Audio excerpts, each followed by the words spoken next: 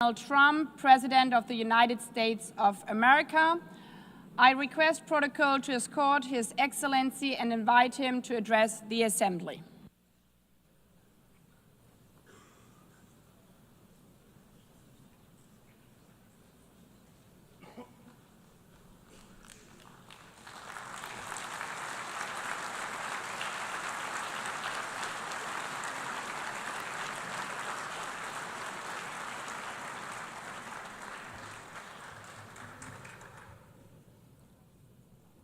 Thank you very much.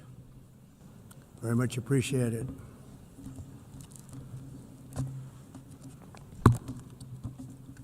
And I don't mind making this speech without a teleprompter, because the teleprompter is not working. I feel very happy to be up here with you nevertheless, and that way you speak more from the heart. I can only say that whoever's operating this teleprompter is in big trouble.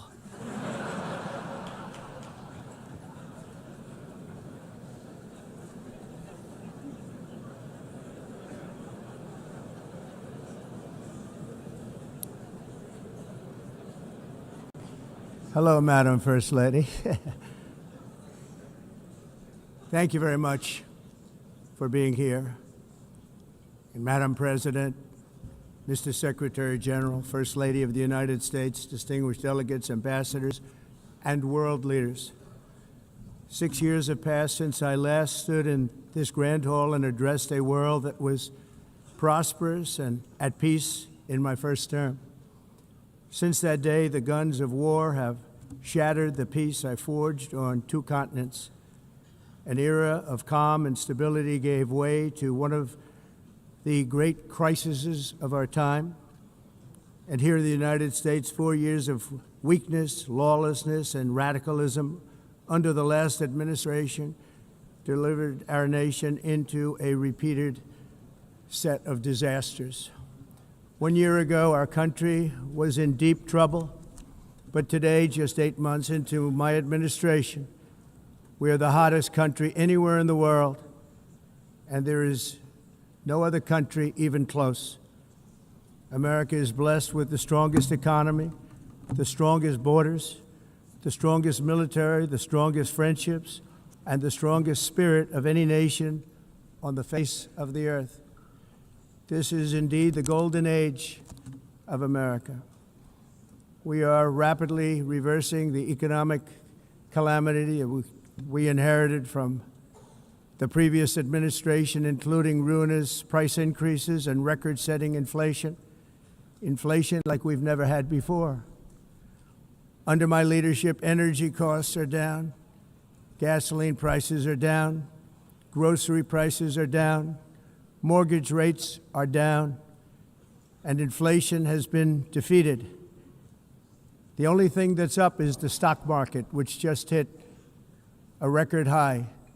In fact, it hit a record high 48 times in the last short period of time.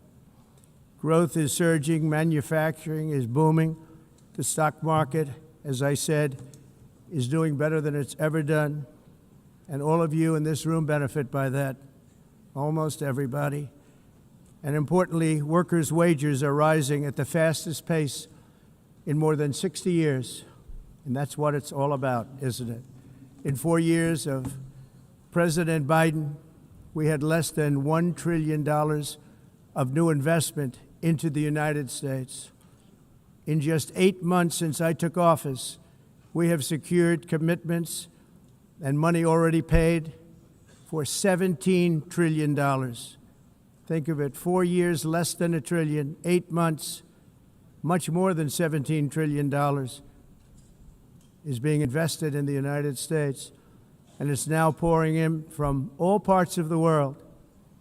We've implemented the largest tax cuts in American history and the largest regulation cuts in American history, making this once and again the best country on earth to do business. And many of the people in this room are investing in America, and it's turned out to be an awfully good investment during this 8-month period. In my first term, I built the greatest economy in the history of the world. We had the best economy ever, history of the world. And I'm doing the same thing again, but this time it's actually much bigger and even better. The numbers far surpass my record-setting first term.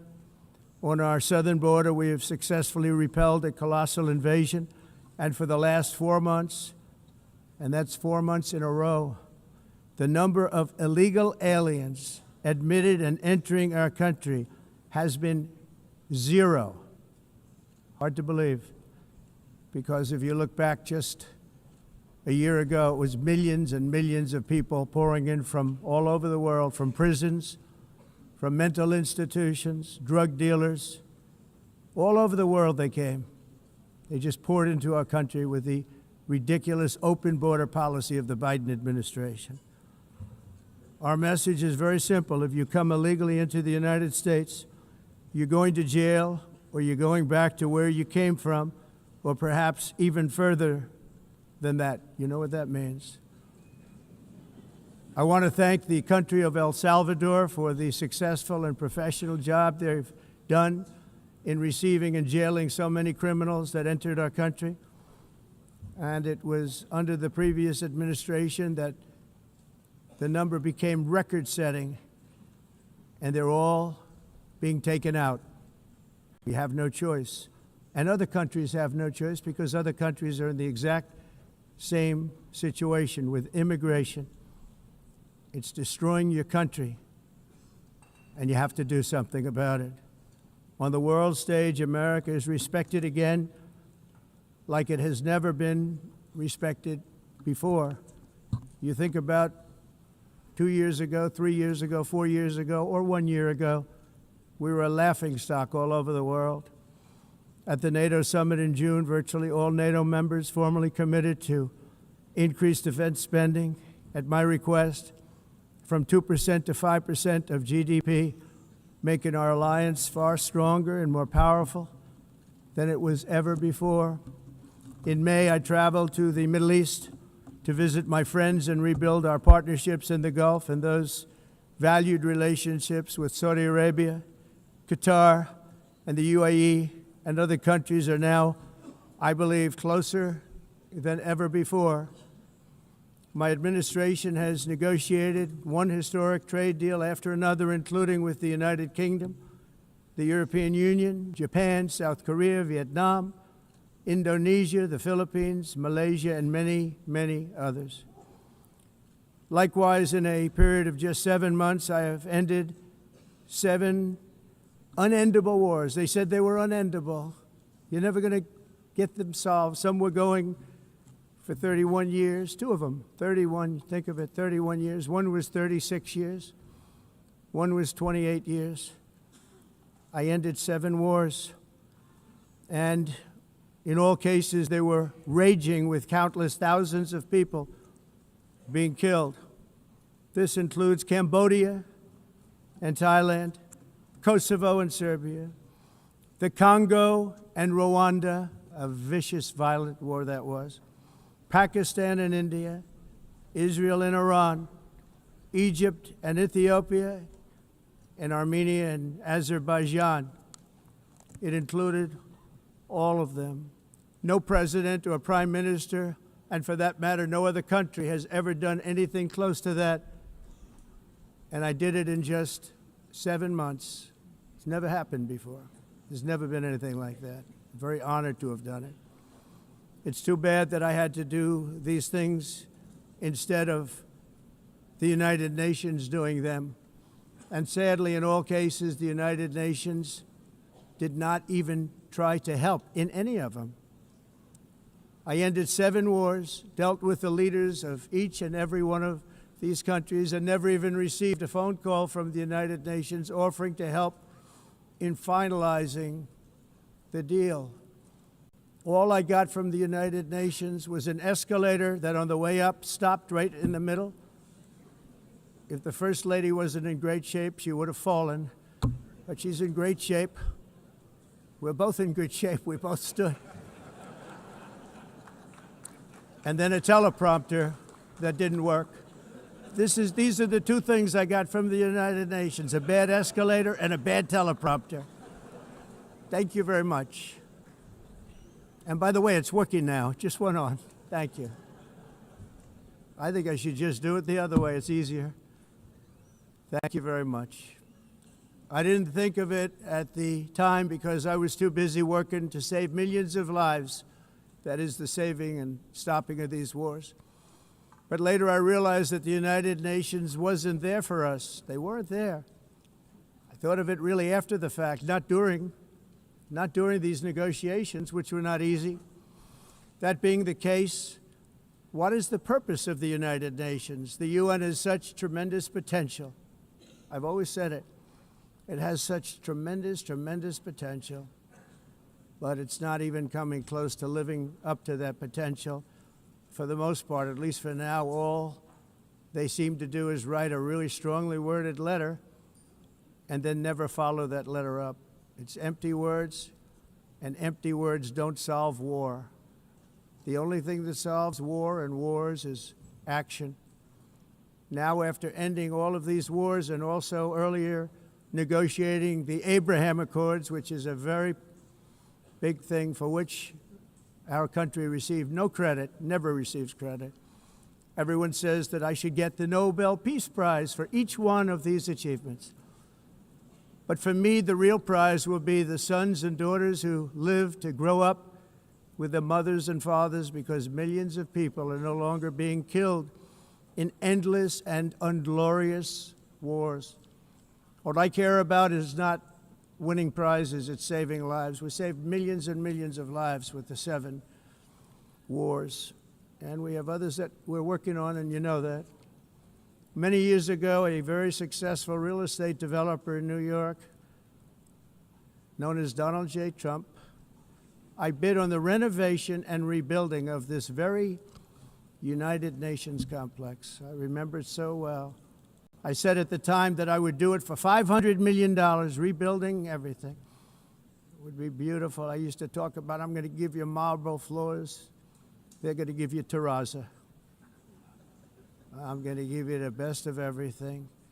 You're going to have mahogany walls. They're going to give you plastic. But they decided to go in another direction, which was much more expensive at the time, and which actually produced a far inferior product. And I realized that they did not know what they were doing when it came to construction, and that their building concepts were so wrong, and the product that they were proposing to build was so bad and so costly. It was going to cost them a fortune. And I said, and wait till you see the overruns.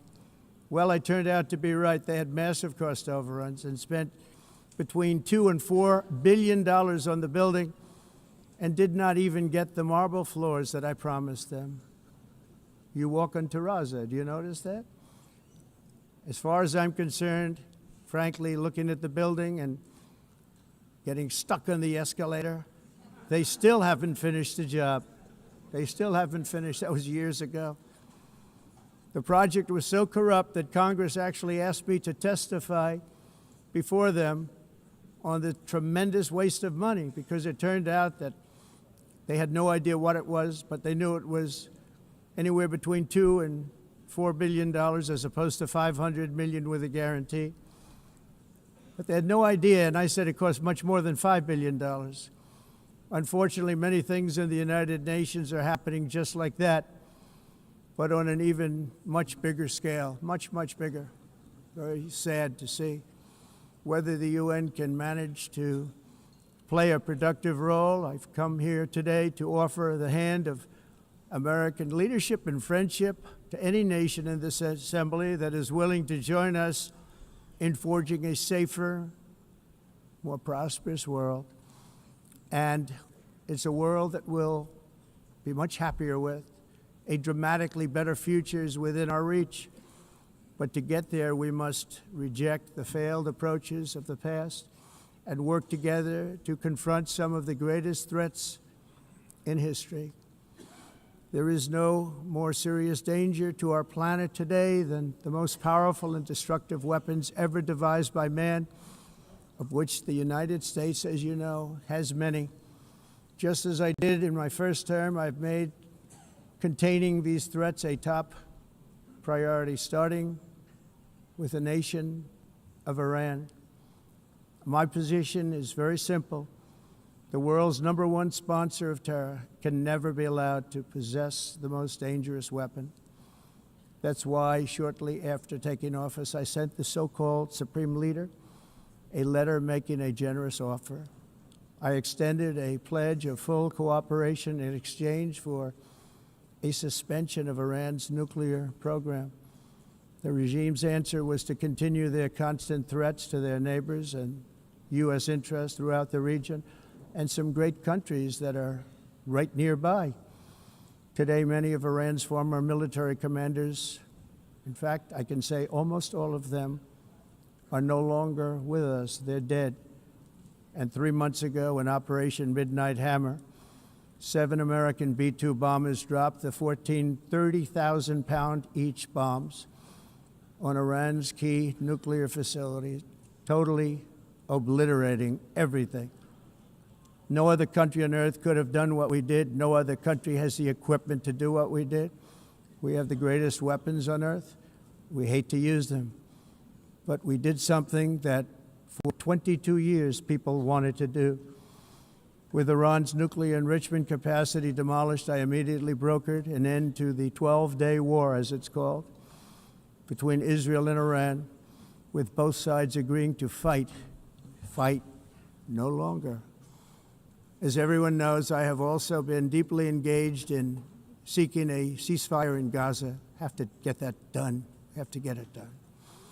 Unfortunately, Hamas has repeatedly rejected reasonable offers to make peace. We can't forget October 7th, can we? Now, as if to encourage continued conflict, some of this body is seeking to unilaterally recognize a Palestinian state. The rewards would be too great for Hamas terrorists for their atrocities. This would be a reward for these horrible atrocities, including October 7th, even while they refuse to release the hostages or accept a ceasefire. Instead of giving to Hamas and giving so much, because they've taken so much, they have taken so much. This could have been solved so long ago. But instead of giving in to Hamas's ransom demands, those who want peace should be united with one message: release the hostages now. Just release the hostages now. Thank you.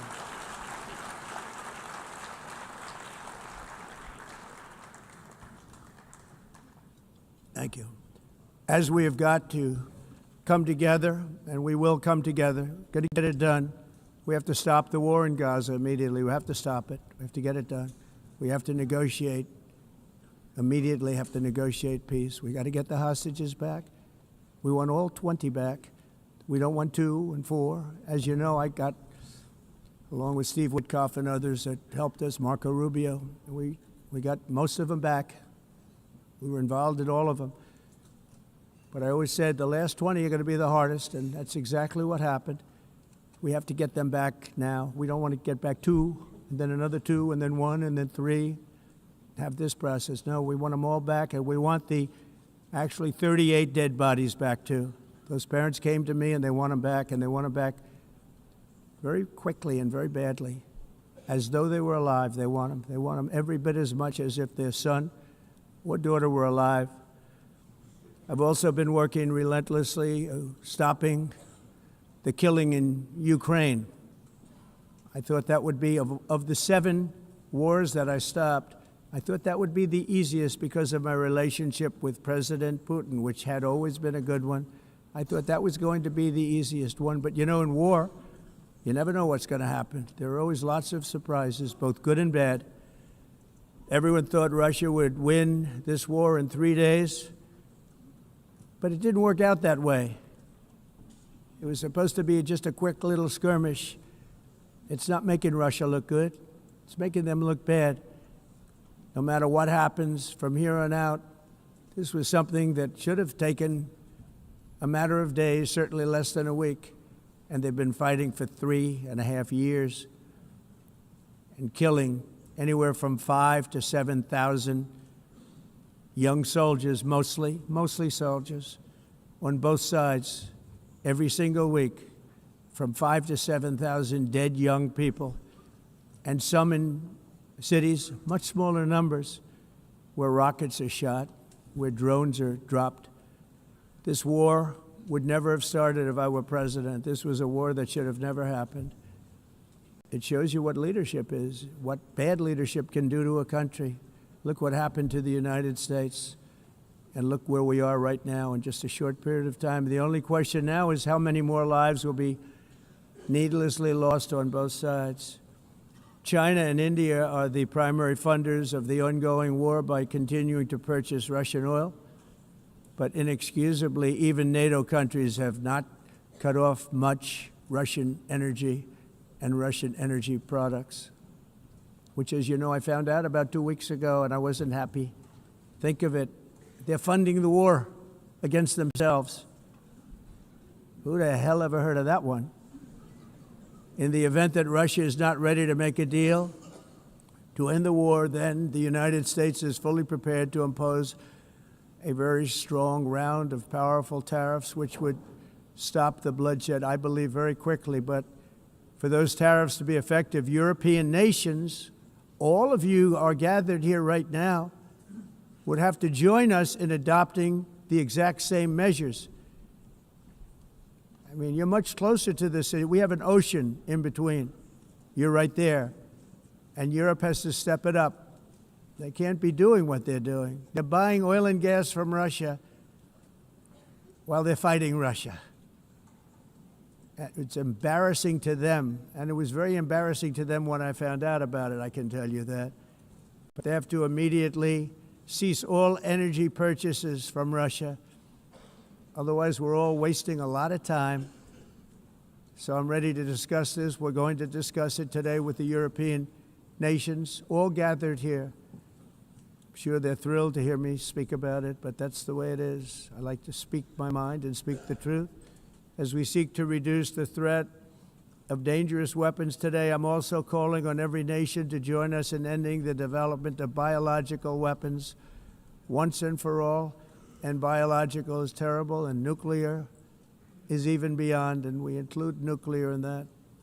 We want to have a cessation of the development of nuclear weapons. We know, and I get to view it all the time. Sir, would you like to see? And I look at weapons that are so powerful that we just can't ever use them. If we ever use them, the world literally might come to an end. There would be no United Nations to be talking about. There would be no nothing. Just a few years ago, reckless experiments overseas gave us a devastating global pandemic. Yet despite that worldwide catastrophe, many countries are continuing extremely risky research into bioweapons and man-made pathogens. This is unbelievably dangerous. To prevent potential disasters, I'm announcing today that my administration will lead an international effort to enforce Biological Weapons Convention, which is going to be meeting with the top leaders of the world by pioneering an AI verification system that everyone can trust. Hopefully the UN can play a constructive role, and it will also be one of the early projects under AI. Let's see how good it is, because a lot of people are saying it could be one of the great things ever, but it also can be dangerous, but it can be put to tremendous use and tremendous good, and this would be an example of that. Not only is the UN not solving the problems it should, too often, it's actually creating new problems for us to solve. The best example is the #1 political issue of our time, the crisis of uncontrolled migration. It's uncontrolled. Your countries are being ruined. The United Nations is funding an assault on Western countries and their borders. In 2024, the UN budgeted $372 million in cash assistance to support an estimated 624,000 migrants journeying into the United States. Think of that. The UN is supporting people that are illegally coming into the United States, and then we have to get them out. The UN also provided food, shelter, transportation, and debit cards to illegal aliens. Can you believe that? On the way to infiltrate our southern border. Millions of people came through that southern border. Just a year ago, millions and millions of people were pouring in, 25 million altogether over the 4 years of the incompetent Biden administration. And now we have it stopped, totally stopped. In fact, they're not even coming anymore because they know they can't get through. But what took place is totally unacceptable. The UN is supposed to stop invasions, not create them and not finance them. In the United States, we reject the idea that mass numbers of people from foreign lands can be permitted to travel halfway around the world, trample our borders, violate our sovereignty, cause unmitigated crime, and deplete our social safety net. We have reasserted that America belongs to the American people, and I encourage all countries to take their own stand in defense of their citizens as well. You have to do that because I see it. I'm not mentioning names. I see it, and I could call every single one of them out. You're destroying your countries. They're being destroyed. Europe is in serious trouble. They've been invaded by a force of illegal aliens like nobody's ever seen before. Illegal aliens are pouring into Europe. Nobody is ever, and nobody's doing anything to change it, to get them out. It's not sustainable.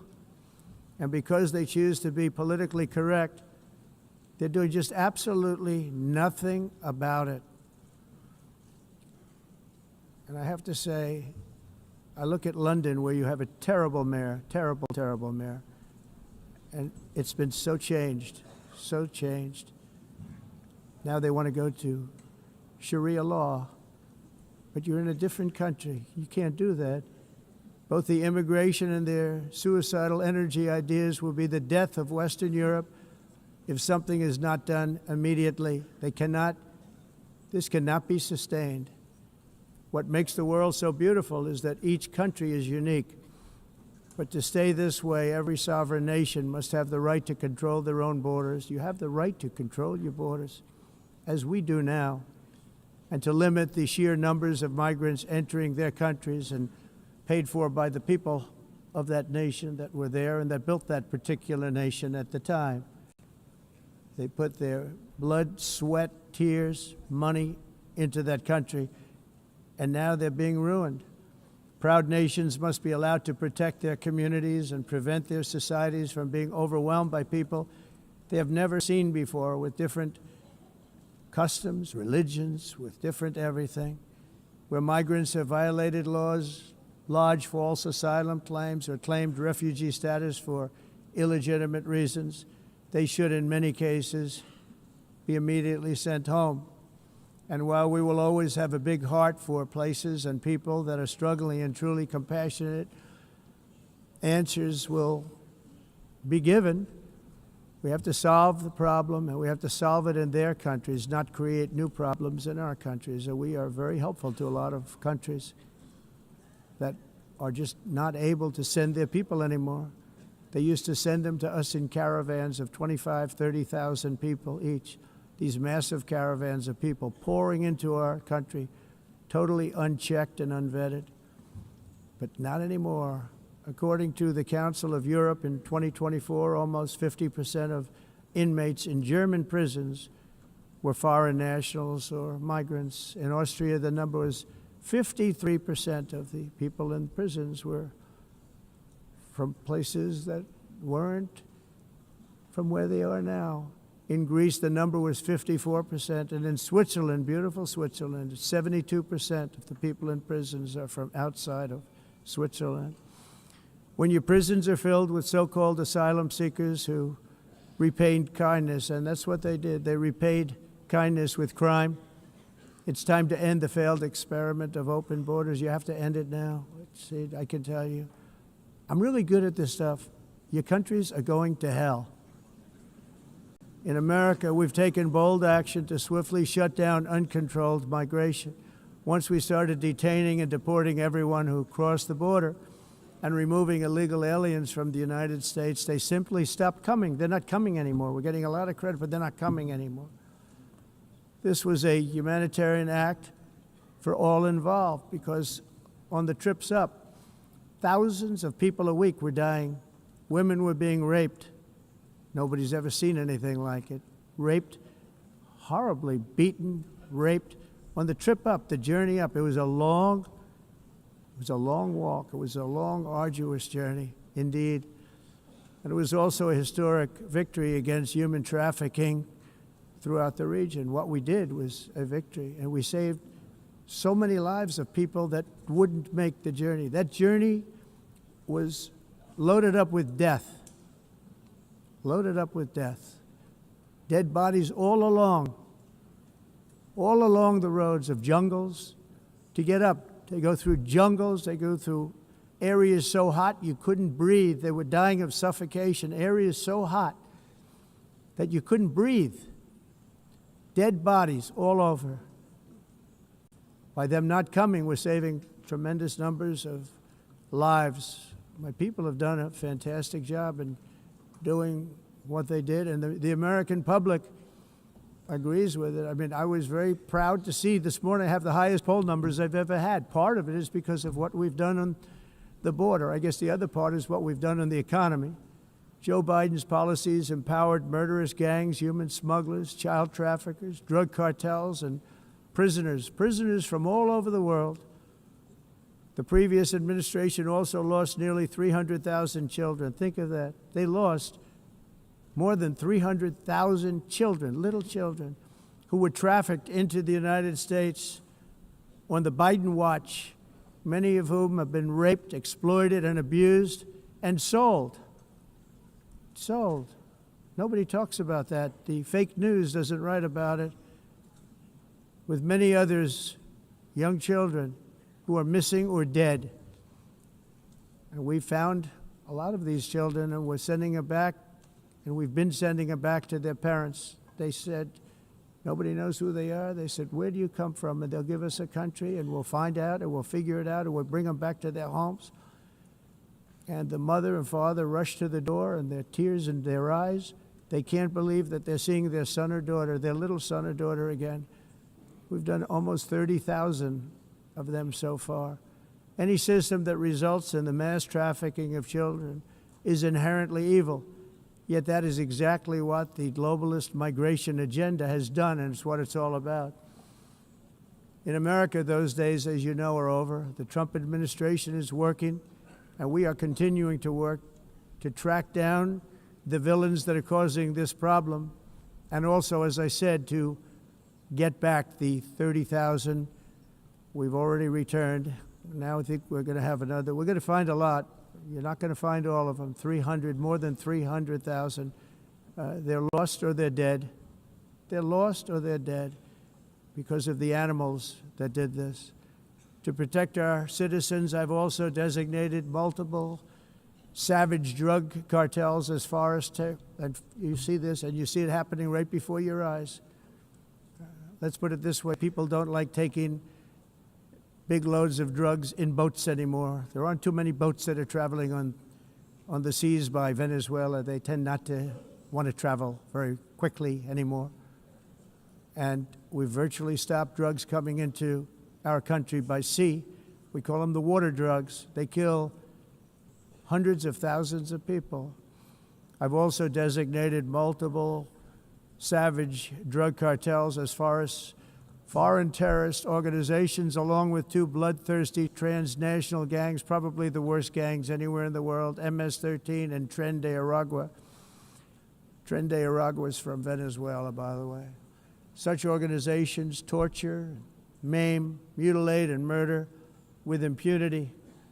They're the enemies of all humanity. And for this reason, we've recently begun using the supreme power of the United States military to destroy Venezuelan terrorists and trafficking networks led by Nicolas Maduro.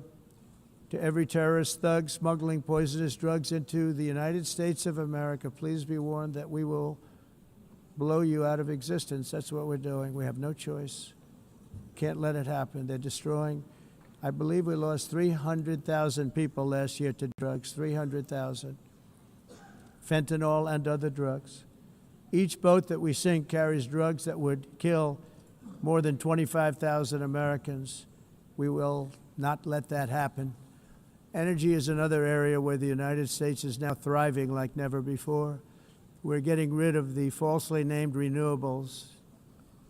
By the way, they're a joke. They don't work. They're too expensive. They're not strong enough to fire up the plants that you need to make your country great. The wind doesn't blow. Those big windmills are so pathetic and so bad, so expensive to operate. Then they have to be rebuilt all the time, and they start to rust and rot. Most expensive energy ever conceived, and it's actually energy. You're supposed to make money with energy, not lose money. You lose money, the governments have to subsidize. You can't put them out without massive subsidies. And most of them are built in China, and I give China a lot of credit. They build them, but they have very few wind farms. So why is it that they build them and they send them all over the world, but they barely use them? You know what they use? Coal. They use gas. They use almost anything, but they don't like wind. But they sure as hell like selling the windmills. Europe, on the other hand, has a long way to go, with many countries being on the brink of destruction because of the green energy agenda. And I give a lot of credit to Germany. Germany was being led down a very sick path, both on immigration, by the way, and on energy. They were going green, and they were going bankrupt. And the new leadership came in, and they went back to where they were, with fossil fuel and with nuclear, which is good. It's now safe, and you can do it properly. But they went back to where they were, and they opened up a lot of different plants, energy-producing plants, and they're doing well. I give Germany a lot of credit for that. They've said this is a disaster, what's happening. They were going all green. All green is all bankrupt. That's what it represents. And it's not politically correct. I'll be very badly criticized for saying it, but I'm here to tell the truth. I don't care. It doesn't matter to me. I'm in New York City. I'm feeling a lot safer. Crime, we're getting crime down. And by the way, speaking of crime, Washington, D.C. Washington, D.C. was the crime capital of America. Now it's after 12 days, it's a totally safe city. Everyone's going out to dinner. They're going out to restaurants. Your wife can walk down the middle of the street with or without you. Nothing's going to happen. My people have done a fantastic job. And yes, I called in the National Guard, and the National Guard took care of business, and they weren't politically correct, but they took care of business. We got 1,700 career criminals out, brought them back to where they came from, the countries where they came from, or put them in jails. Washington, D.C. is now a totally safe city again, and I welcome you to come. In fact, we'll have dinner together at a local restaurant, and we'll be able to walk. We don't have to go by an armor-plated vehicle. We'll walk right over there from the White House. They've given up their powerful edge, a lot of the countries that we're talking about, in oil and gas, such as essentially closing the great North Sea oil. Oh, the North Sea, I know it so well. Aberdeen was the oil capital of Europe, and there's tremendous oil that hasn't been found in the North Sea. Tremendous oil. And I was with the Prime Minister I respect and like a lot, and I said, you're sitting with the greatest asset. They essentially closed it by making it so highly taxed that no developer, no oil company can go there. They have tremendous oil left, and more importantly, they have tremendous oil that hasn't even been found yet.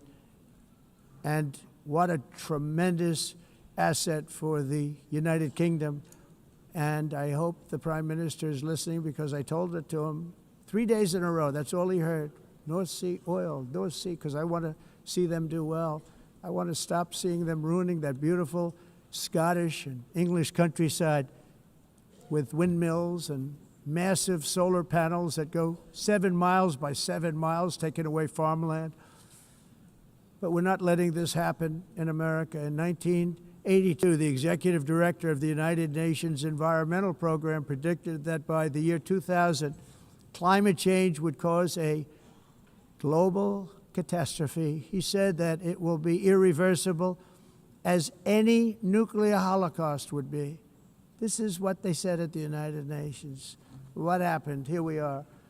Another UN official stated in 1989 that within a decade, entire nations could be wiped off the map by global warming. Not happening.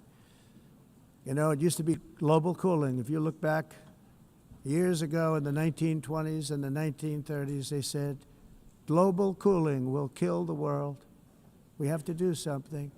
Then they said global warming will kill the world. But then it started getting cooler. So now they could just call it climate change because that way they can't miss. It's climate change. Because if it goes higher or lower, whatever the hell happens, there's climate change. It's the greatest con job ever perpetrated on the world, in my opinion. Climate change, no matter what happens, you're involved in that. No more global warming, no more global cooling. All of these predictions made by the United Nations and many others, often for bad reasons, were wrong. They were made by stupid people that have cost their countries fortunes and given those same countries no chance for success. If you don't get away from this green scam, your country is going to fail. And I'm really good at predicting things, you know. They actually said during the campaign they had a hat, the best-selling hat. Trump was right about everything. And I don't say that in a braggadocious way, but it's true. I've been right about everything. And I'm telling you that if you don't get away from the green energy scam, your country is going to fail. And if you don't stop people that you've never seen before, that you have nothing in common with, your country is going to fail. I'm the President of the United States, but I worry about Europe. I love Europe. I love the people of Europe. And I hate to see it being devastated by energy and immigration. This double-tailed monster destroys everything in its wake, and they cannot let that happen any longer. You're doing it because you want to be nice. You want to be politically correct, and you're destroying your heritage. They must take control strongly and immediately of the unmitigated immigration disaster and the fake energy catastrophe before it's too late. The carbon footprint is a hoax made up by people with evil intentions, and they're heading down a path of total destruction. You know, the carbon footprint was a big, big thing a few years ago. I remember hearing about the carbon footprint, and then President Obama would get into Air Force One, a massive Boeing 747, and not a new one, an old one with old engines that spew everything into the atmosphere. He'd talk about the carbon footprint, we must do so. Then he'd get in and he'd fly from Washington to Hawaii to play a round of golf. And then he'd get back onto that big, beautiful plane and he'd fly back and he'd talk about, again, global warming and the carbon footprint. It's a con job. At extreme cost and expense, Europe reduced its own carbon footprint by 37%. Think of that. Congratulations, Europe. Great job. You cost yourself a lot of jobs, a lot of factories closed, but you reduced the carbon footprint by 37%. However, for all of that sacrifice and much more, it's been totally wiped out and then some by a global increase of 54%. Much of it coming from China and other countries that are thriving around China, which now produces more CO2 than all the other developed nations in the world. So all of these countries are working so hard on the carbon footprint, which is nonsense, by the way. It's nonsense. You know, it's interesting. In the United States, we have still radicalized environmentalists, and they want the factories to stop. Everything should stop. No more cows. We don't want cows anymore. I guess they want to kill all the cows. They want to do things that are just unbelievable, and you have it too. But you know, we have a border, strong, and we have a shape, and that shape doesn't just go straight up. That shape is amorphous when it comes to the atmosphere. And if we had the most clean air, and I think we do, we have very clean air. We have the cleanest air we've had in many, many years. But the problem is that other countries, like China, which has air that's a little bit rough, it blows And no matter what you're doing down here, the air up here tends to get very dirty because it comes in from other countries where their air isn't so clean. And the environmentalists refuse to acknowledge that. Same thing with garbage. In Asia, they dump much of their garbage right into the ocean. And over about a 1 week and 2 week journey, it flows right past Los Angeles. You've seen it. Massive amounts of garbage, almost too much to do anything about, flowing past Los Angeles, past San Francisco, and then somebody will get in trouble because he dropped a cigarette on the beach. The whole thing is crazy. The primary effect of these brutal green energy policies has not been to help the environment, but to redistribute manufacturing and industrial activity from developed countries that follow the insane rules that are put down to polluting countries that break the rules and are making a fortune. They're making a fortune. European electricity bills are now 4 to 5 times more expensive than those in China and 2 to 3 times higher than the United States. And our bills are coming way down. You probably see that our gasoline prices are way down. You know, we have an expression, drill. Nós reduzimos os custos de energia porque nós faremos, como a expressão, vamos fazer tudo isso, reduzir os custos de energia e os custos diminuíram nos Estados Unidos. Common to see one. Por exemplo, se você olhar Electric costs nos países em approximately faturas de energia, 100 heat-related deaths. nós não aclimatizamos, mas nós nos Estados Unidos conseguimos usar eles e evitar aumento da temperatura, porque é muito caro também nos Estados Unidos. Conseguimos usar eles e evitar aumento da temperatura, porque é muito caro também usar nada e ninguém usa. Pretending to stop the global warming hoax.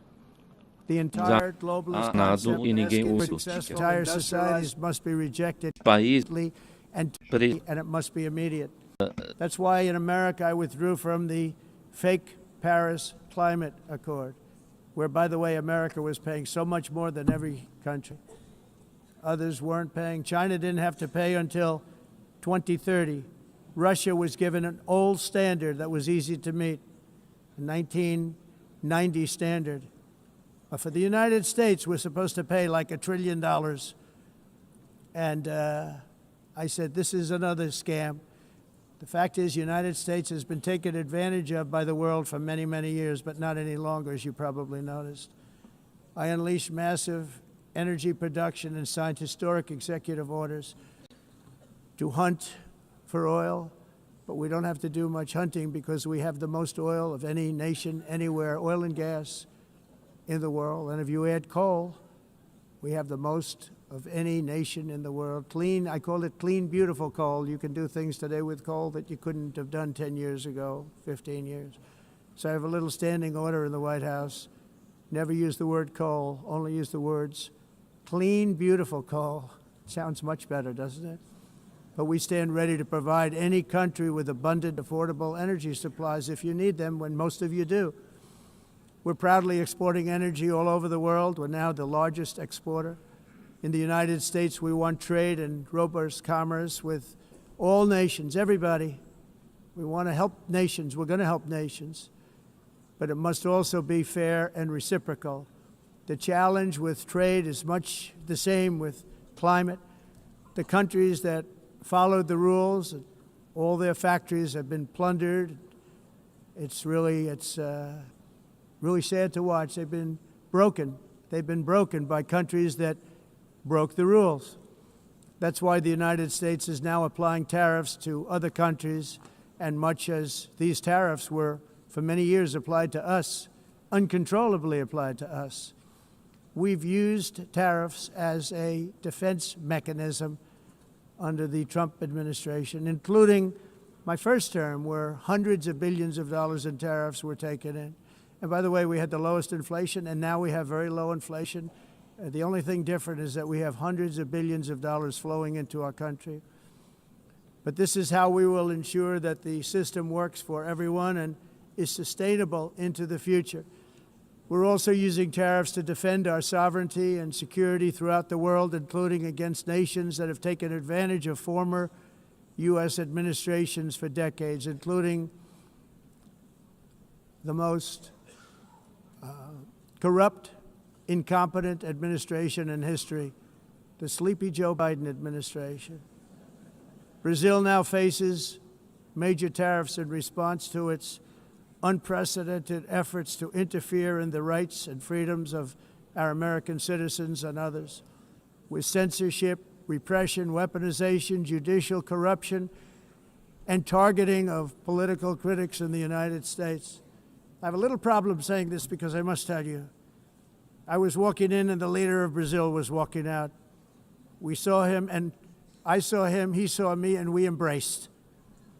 And then I'm saying, can you believe I'm going to be saying this in just 2 minutes? But we actually agreed that we would meet next week. We didn't have much time to talk, like about 20 seconds. They were in retrospect, I'm glad I waited because this thing didn't work out too well. But we did talk, we had a good talk, and we agreed to meet next week, if that's of interest. But he seemed like a very nice man, actually. He liked me, I liked him. But if you, and I only do business with people I like. When I don't like them, I don't like them. But we had, at least for about 39 seconds, we had excellent chemistry. It's a good sign.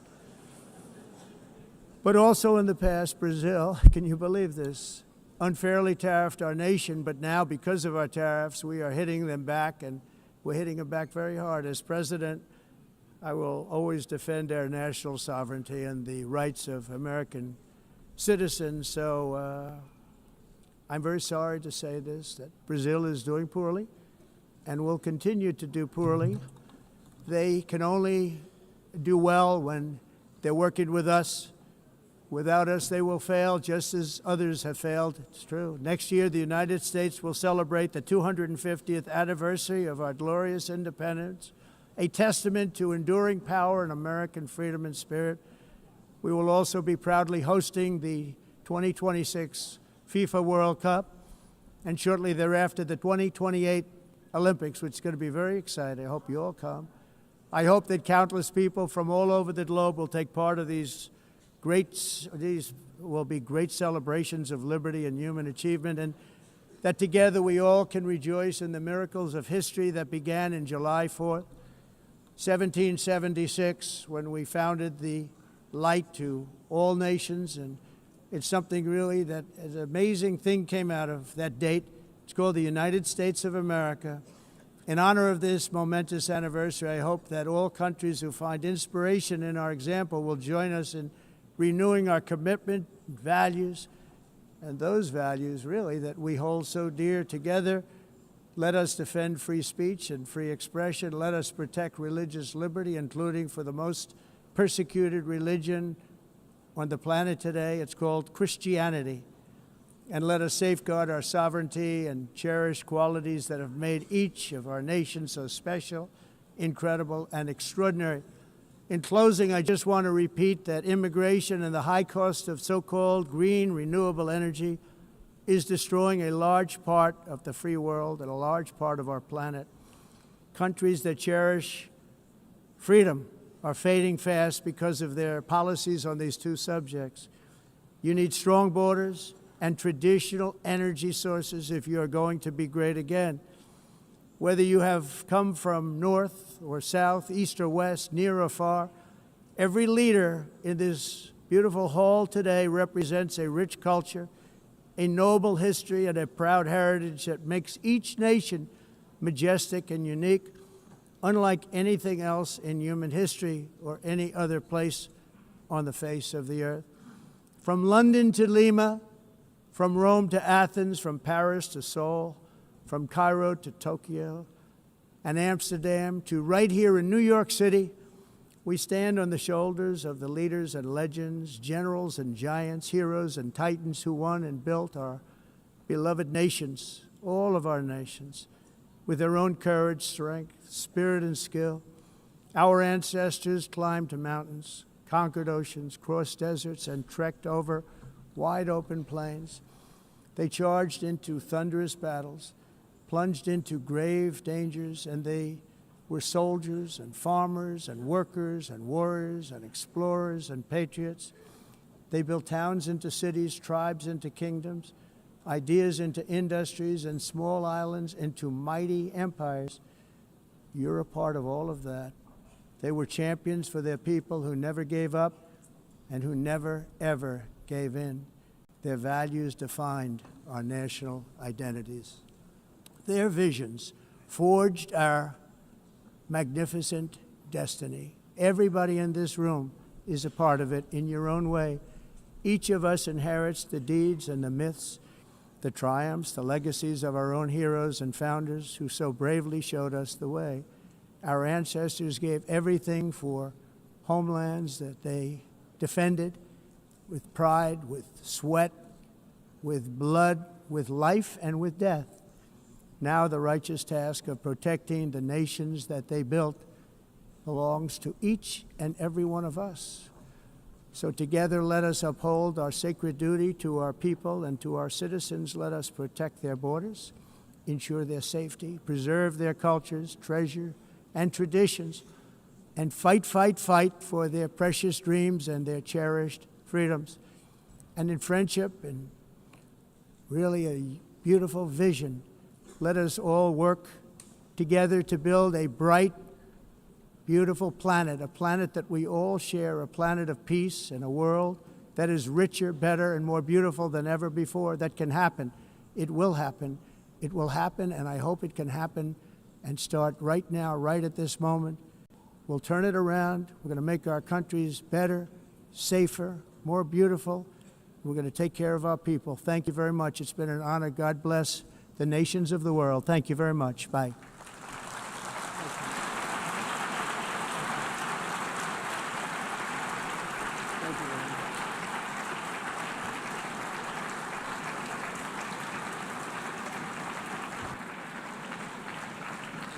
On behalf of the Assembly,